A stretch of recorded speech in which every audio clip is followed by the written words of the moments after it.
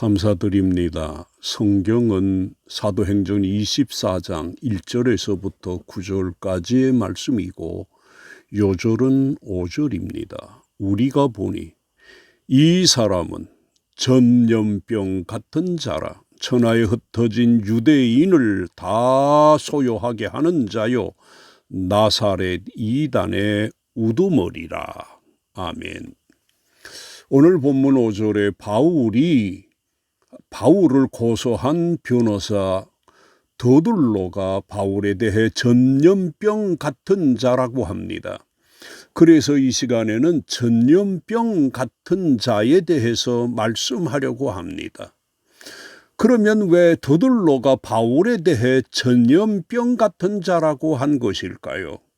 그것은 다름이 아니라 바울이 증거한 복음이 급속히 퍼진 것을 두고 한 말입니다. 이처럼 바울은 가는 곳마다 놀라운 하나님의 역사를 일으킨 것입니다.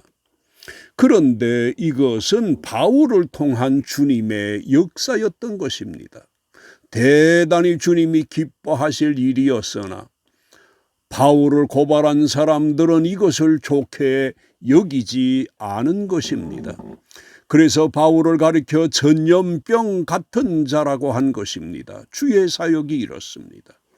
주의 사역은 하나님이 기뻐하시는 일이나 오히려 사람들로부터나 믿지 않는 가족으로부터는 원수 취급을 받게도 되는 것입니다. 그래서 주님이 마태복음 10장 35절에서 36절에서 이런 말씀을 하셨습니다.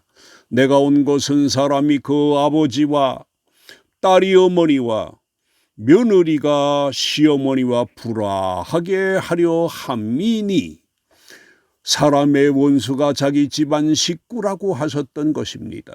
그리고 바울도 갈라디아서 1장 10절에서 이런 말을 합니다.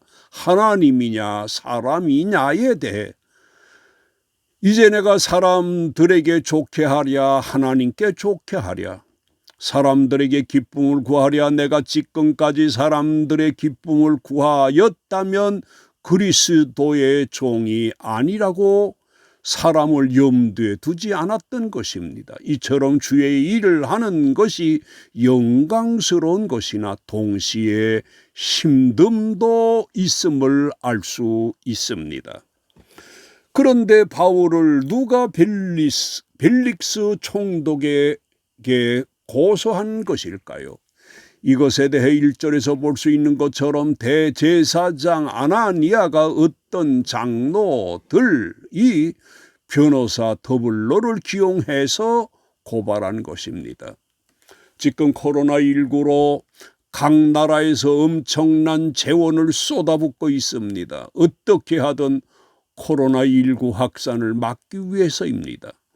이처럼 오늘 본문의 대제사장 아나니아와 장로들뿐 아니라 23장 21절에서 보면 바울을 죽이기 전에는 먹지도 않고 마시지도 않기로 맹세한 자 40여 명이 그를 죽이려고 숨어서 지금 다 준비를 하고 있다고 합니다.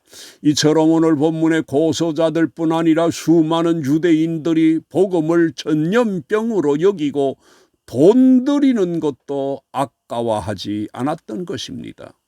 우리가 이런 것을 보면서 알게 되는 것이 있는데 그것이 사람의 판단력입니다. 유대계가 원래는 오실 메시아를 기다리는 사람들인데 바로 그 예수님이 오셨고 이 사실을 바울이 알리는 데에도 사람들이 이것을 인정하지 않은 것입니다. 판단력 부재입니다. 그러면 왜 대제사장 아나니아가 바울을 고발한 것일까요?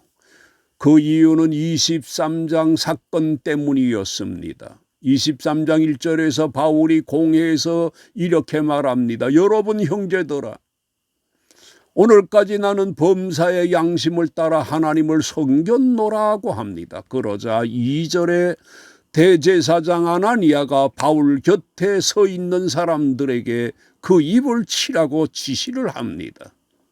이때 바울이 3절에서 그를 향하여 회칠한다며 하나님이 너를 치시리로다. 네가 나를 율법으로 심판한다고 앉아서 율법을 어기고 나를 치라 하느냐고 하면서 호통을 친 것입니다. 그러자 바울 곁에 있던 사람들이 하나님의 대제사장을 내가 욕하느냐고 합니다. 이것을 알지 못했던 바울이 그 자리에서 이렇게 사과를 합니다. 형제들아, 나는 그가 대제사장인 줄 알지 못하였노라고 사과를 한 것입니다. 바로 이런 것에 대한 분풀이로 바울에게로 쫓아와서 바울을 고발한 것입니다. 그리고 대제사장 아나니아가 바울을 고발한 또 다른 이유는 바울이 바리새인이요 유대교에 열심히 있었던 자인데 예수의 사람이 된 것에 대한 보복으로 고발을 한 것입니다. 우리가 이런 사실에서 볼 수 있는 것처럼 세상은 예수를 믿고 바르게 살려고 하고 더욱이 복음을 전하려고 하면 도리어 바르지 못한 사람들이 이를 가만히 놔두지 않는다는 것을 알 수 있습니다. 어떻게 하든지 죄인으로 전염병자처럼 여깁니다. 그런데 사람들이 바울을 전염병자로 만들기 위해 변호사 도들로가 벨릭스 총독에게 무엇이라고 합니까? 3절에서 벨릭스 각하요라고 하면서 우리가 당신을 힘입어 태평을 누리고 또 이 민족이 당신의 선견으로 말미암아 여러 가지로 개선된 것을 우리가 어느 모양으로나 어느 곳에서나 감사하나이다라고 심한 아첨을 합니다. 그러나 벨릭스는 이런 사람이 아닙니다. 유대인 역사가 요세푸스에 의하면 벨릭스는 총독으로서 특권을 이용하여 뇌물과 여색을 탐하는 듯 온갖 악행을 도모하였으며 특히 자신의 비위를 거스리는 자들은 암살자를 동원해서 살해하기까지 하였다고 합니다. 또 타키투스에 의하면 당시에 많이 일어났던 소요를 진압하기도 하였지만 한편으로는 강도떼를 부추겨 약탈하도록 하여 그 약탈물을 나누어 가졌다고도 합니다. 나중에 벨릭스가 총독에서 물러나 로마로 소환되었을 때 그것은 다른 이유 때문이 아니라 앞의 일들에 대해 유대인들이 탄원하였기 때문이었습니다. 그럼에도 불구하고 터무니없는 찬사를 늘어놓은 더블로의 의도는 벨릭스의 호감을 살 수 있는 거짓 찬사를 통해 자기들에게 유리한 판결을 이끌어내어 바울을 정죄하려고 하였던 것입니다.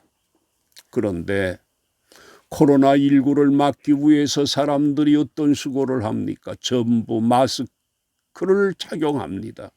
질본에서와 정부에서 지시하는 대로 따르려고 합니다.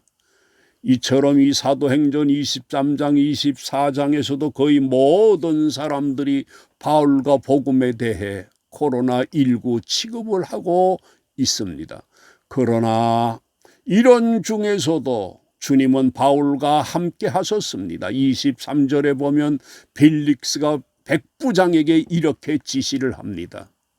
바울을 지키되 자유를 주고 그의 친구들이 그를 돌보아 주는 것을 금하지 말라고 지시를 합니다. 벨릭스의 이런 배려로 23장 13절 14절에서 볼 수 있는 것처럼 40여 명이나 되는 사람들이 우리가 바울을 죽이기 전에는 아무것도 먹지 않기로 굳게 맹세한 자들이 해치 못하게 하였던 것입니다. 이처럼 하나님께서 그 누구도 생각하지 못한 방법으로 바울을 보호하신 것입니다. 잠깐 토의합니다. 신앙 때문에 사람들로부터 수모를 당하고 고난을 당한 적이 있습니까? 또 주의 일을 하던 중 어려움을 당할 때 하나님의 도우심을 경험해 본 적이 있습니까? 결론적으로 복음과 일을 전하는 전도자는 썩어져 가고 어두워져 가는 세상에 방부제 역할을 하고 밝게 하고 병든 세상을 치유합니다.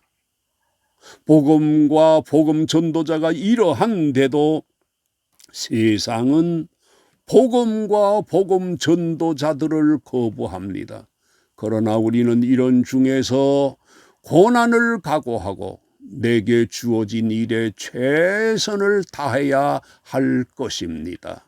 모두 이렇게 하시기를 주의 이름으로 축원합니다.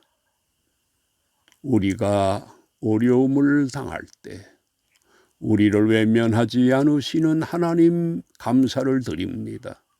우리들도 그 어떤 중에서도 주님이 원하시는 바를 감당할 수 있게 하여 주시옵소서. 예수님의 이름으로 기도드립니다. 아멘.